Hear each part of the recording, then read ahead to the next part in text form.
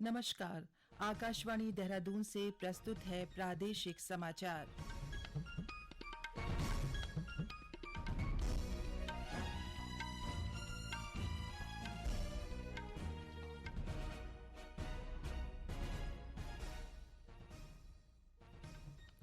पहले मुख्य समाचार। प्रधानमंत्री नरेंद्र मोदी ने कहा, देश में किफायती दरों पर चिकित्सा सुविधा उपलब्ध कराना सरकार की सर्वोच्च प्राथमिकता। अग्निवीर भर्ती प्रक्रिया में बदलाव, उम्मीदवारों को पहले ऑनलाइन सामान्य प्रवेश परीक्षा देनी होगी। केंद्र सरकार जल्द ही चारधाम तीर्थयात्रियों के लिए 3 स्तरीय स्वास्थ्य सेवा और आपातकालीन प्रबंधन बुनियादी ढांचा तैयार करेगी। और मुख्यमंत्री पुष्कर सिंह धामी ने कहा है कि प्रदेश में मुख्यमंत्री एकल महिला स्वरोजगार योजना शुरू की जाएगी।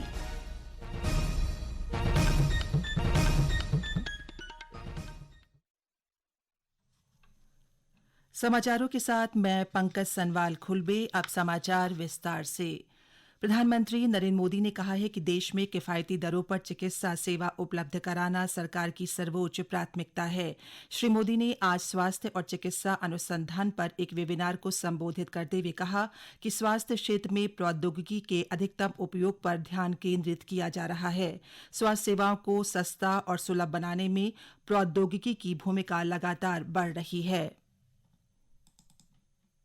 PM Ayushman Bharat health infrastructure mission के तहत क्रिटिकल हेल्थ इंफ्रा को छोटे शहरों और कस्बों तक ले जाया जा रहा है। इससे छोटे शहरों में नए अस्पताल तो बन ही रहे हैं, हेल्थ सेक्टर से जुड़ा एक पूरा इकोसिस्टम विकसित हो रहा है। इसमें भी हेल्थ एंटरप्रेन्योर्स के लिए, इन्वेस्टर्स के लिए, प्रोफेशनल्स के लिए अनेक नए अवसर बन रहे हैं।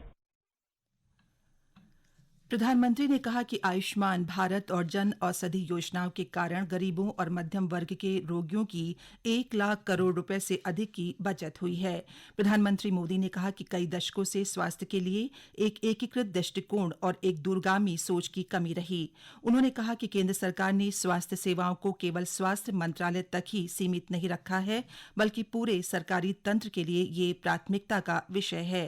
प्रधानमंत्री ने स्वास्थ्य क्षेत्र, विशेष रूप से आयुर्वेद के सभी हितधारकों से साक्ष्य आधारित अनुसंधान को मजबूत करने का आग्रह किया। श्री मोदी ने बताया कि पिछले वर्षों में 260 से अधिक मेडिकल कॉलेज खोले गए हैं, जबकि 2014 के बाद मेडिकल सीटों की संख्या 2 गुनी हो गई है।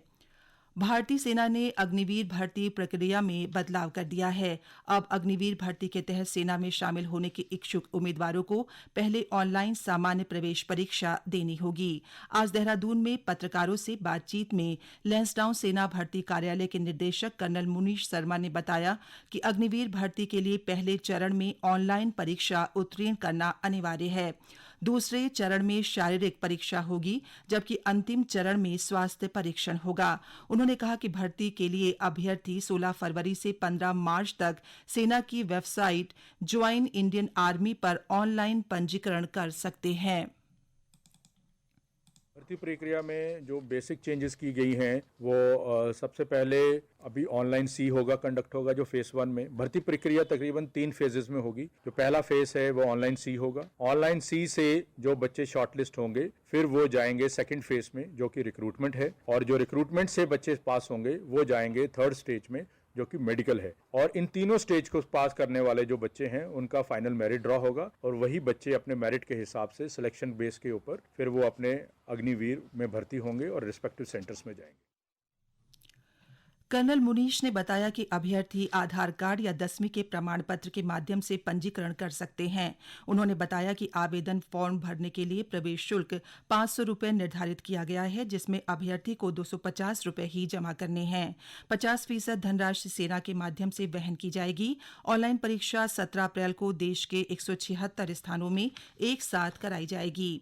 उधर अल्मोड़ा में भी रानीखेत भर्ती कार्यालय के निदेशक कर्नल आदित्य मिश्रा ने पत्रकारों से बातचीत की। उन्होंने बताया कि भर्ती में शामिल होने वाले अंतर्राष्ट्रीय खिलाड़ी को 20 अंक, राष्ट्रीय खिलाड़ी को 15, अंतर विश्वविद्यालय स्तर खिलाड़ी को 10, एनसीसी बी प्रमाण पत्र को 10 और एनसीसी सी प्रमाण पत्र को 20 अंक बोनस के दिए जाएंगे। गणतंत्र दिवस की परेड में शामिल होने वाले अभ्यर्थी को 25 अंक दिए जाएंगे। इस बार आईटीआई पास अभ्यर्थी को भी बोनस अंक दिए जाने का प्रावधान किया गया है। 10वीं और 12वीं की बोर्ड परीक्षा दे रहे अभ्यर्थी भी इस बार आवेदन कर सकेंगे। 24 की जो भर्ती प्रक्रिया है उसमें कुछ बदलाव लाए गए हैं। इस बार ऑनलाइन कॉमन एंट्रेंस एग्जाम जो है वो पहले लिया जाएगा, जो 1 घंटे का होगा और अभ्यर्थी उसमें कंप्यूटर पर बैठ के एग्जाम देंगे। इस बार की भर्ती प्रक्रिया के लिए जो रजिस्ट्रेशन है और आवेदन है वो 16 फरवरी को शुरू कर दिए गए थे, 15 मार्च तक चलेंगे। ऑनलाइन एग्जाम के रिजल्ट के आधार पर अभ्यर्थियों को बुलाया जाएगा भर्ती रैली के लिए, जहां पर उनकी शारीरिक क्षमताओं की जांच की जाएगी और तीसरे चरण में उनके मेडिकल एग्जामिनेशन किया जाएगा, जिसके बाद कंप्लीट मेरिट लिस्ट बनकर उनकी परफॉर्मेंस के आधार पर जो मेरिट लिस्ट बनेगी उसमें वैकेंसी को भरा जाएगा। जो आपके बोनस अंकों की सुविधा थी वो बरकरार है। ये समाचार आप आकाशवाणी देहरादून से सुन रहे हैं। केंद्र सरकार जल्द ही चारधाम तीर्थयात्रियों के लिए 3 स्तरीय स्वास्थ्य सेवा और आपातकालीन प्रबंधन बुनियादी ढांचा तैयार करेगी। ये जानकारी केंद्रीय स्वास्थ्य मंत्री डॉ मनसुख मांडविया ने आज नई दिल्ली में उत्तराखंड राज्य के स्वास्थ्य मंत्री धन सिंह रावत के साथ बैठक के बाद दी। राज्य सरकार ने हर साल चारधाम यात्रा करने वाले लाखों तीर्थयात्रियों के लिए स्वास्थ्य और आपातकालीन बुनियादी ढांचे के विकास के लिए केंद्र से समर्थन मांगा था। श्री रावत ने डॉ मांडविया को मुश्किल रास्तों पर तीर्थयात्रियों के सामने आने वाली स्वास्थ्य चुनौतियों और स्वास्थ्य आपात स्थिति के कारण पिछले कुछ महीनों में तीर्थयात्रियों की मृत्यु की संख्या की जानकारी दी। डॉ मांडविया ने केंद्र की ओर से पूरा सहयोग देने का आश्वासन दिया। उन्होंने बताया कि उन्नत एम्बुलेंस और स्ट्रोक वैन के एक मजबूत नेटवर्क की योजना बनाई गई है, ताकि ये सुनिश्चित किया जा सके कि स्वास्थ्य सुविधा के रास्ते में स्ट्रोक प्रबंधन और उपचार शुरू हो सके। मुख्यमंत्री पुष्कर सिंह धामी ने कहा है कि प्रदेश में मुख्यमंत्री एकल महिला स्वरोजगार योजना शुरू की जाएगी। मुख्यमंत्री ने आज देहरादून में अंतर्राष्ट्रीय महिला दिवस सप्ताह के समापन अवसर पर यह घोषणा की। उन्होंने कहा कि योजना से निश्चित ही एकल महिलाओं को स्वरोजगार में लाभ प्राप्त होगा। उन्होंने कहा कि वे स्वरोजगार अपनाकर आत्मनिर्भर भारत की परिकल्पना को साकार कर रही हैं। इस अवसर पर श्री धामी ने एकल महिलाओं को सम्मानित किया। साथ ही उन्होंने वात्सल्य योजना के 6,286 लाभार्थियों को फरवरी माह के 1,89,00,000 रुपए का डिजिटल हस्तांतरण किया। कार्यक्रम में बाल विकास एवं महिला सशक्तिकरण मंत्री रेखा आर्या ने कहा कि केंद्र और राज्य सरकार के नेतृत्व में महिला सशक्तिकरण की दिशा में कई कार्य किए जा रहे हैं। उन्होंने कहा कि महिलाओं को आर्थिक और सामाजिक रूप से सशक्त किया जा रहा है। मुख्यमंत्री पुष्कर सिंह धामी ने आज वर्चुअल माध्यम से अल्मोड़ा लोकसभा की सभी विधानसभाओं में चल रहे विकास कार्यों की समीक्षा की। उन्होंने कहा कि योजनाओं के कार्य में देरी होने पर अधिकारियों की जिम्मेदारी तय होगी। इस बीच विधायकों ने विधानसभा क्षेत्रों से जुड़ी समस्याएं रखीं। मुख्यमंत्री ने कहा कि जनप्रतिनिधियों के माध्यम से विभिन्न घोषणाओं के जो भी प्रस्ताव आते हैं उनका प्राथमिकता के आधार पर परीक्षण किया जाए और ये भी स्पष्ट किया जाए कि योजना कितने समय में पूरी होगी। मुख्यमंत्री ने शासन को भेजे गए प्रकरणों का अनुसरण अनिवार्य रूप से करने के निर्देश जिलाधिकारी को दिए। बागेश्वर में चतुर्दशी होली के मौके पर आज बागनाथ मंदिर में होली का आयोजन किया गया। जिले के 50 से अधिक गांव के होल्यारों ने बागनाथ मंदिर की परिक्रमा की और भगवान शिव की पूजा आराधना के बाद अबीर गुलाल चढ़ाकर होली गायन किया। गौरतलब है कि पौराणिक बागनाथ मंदिर में सामूहिक होली गायन की परंपरा कत्यूरी राजाओं के समय से चली आ रही है। स्थानीय ग्रामीण हरीश कांडपाल का कहना है कि कई सालों से पारंपरिक होली मनाते आ रहे हैं, ताकि नई पीढ़ी भी अपने सांस्कृतिक उत्सवों से जुड़ी रहे।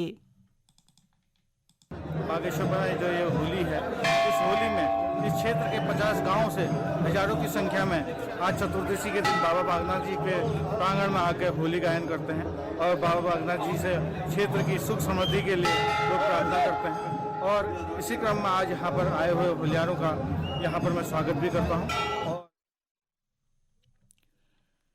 केंद्रीय कृषि राज्य मंत्री कैलाश चौधरी ने रुद्रप्रयाग जिले की बबीता रावत को नई दिल्ली में पूसा कृषि विज्ञान मेले में नवोन्मेषी किसान पुरस्कार से सम्मानित किया है। जिला मुख्यालय रुद्रप्रयाग के निकट स्थित सौड़ अमरोला गांव की बबीता रावत को ये पुरस्कार कृषि और कृषि गतिविधियों में उत्कृष्ट कार्य के लिए दिया गया है। सम्मान मिलने पर नवोन्मेषी काश्तकार बबीता ने कहा कि उनके जीवन का सबसे बड़ा गौरवशाली पल था। चमोली जिले में वीर चंद्र सिंह गढ़वाली पर्यटन स्वरोजगार और ट्रैकिंग ट्रक्सन सेंटर होम स्टे अनुदान योजनाओं के तहत 13 लाभार्थियों का स्वरोजगार के लिए चयन किया गया है। जिलाधिकारी हिमांशु खुराना ने बताया कि चयन समिति के अंतिम निर्णय के बाद लाभार्थियों को 3,05,87,000 रुपये के ऋण आवंटन की स्वीकृति दी गई। आयुष मंत्रालय ने वर्ष 2023 के प्रधानमंत्री योग पुरस्कारों के लिए आवेदन या नामांकन आमंत्रित किए हैं। राष्ट्रीय और अंतर्राष्ट्रीय दोनों स्तरों पर योग को बढ़ावा देने और प्रचार प्रसार में अनुकरणीय योगदान करने वाले व्यक्तियों को ये पुरस्कार दिए जाते हैं। अंत में मुख्य समाचार एक बार फिर।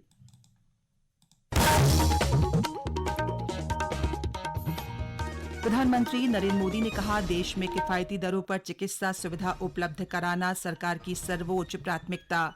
अग्निवीर भर्ती प्रक्रिया में बदलाव, उम्मीदवारों को पहले ऑनलाइन सामान्य प्रवेश परीक्षा देनी होगी। केंद्र सरकार जल्द ही चारधाम तीर्थयात्रियों के लिए 3 स्तरीय स्वास्थ्य सेवा और आपातकालीन प्रबंधन बुनियादी ढांचा तैयार करेगी।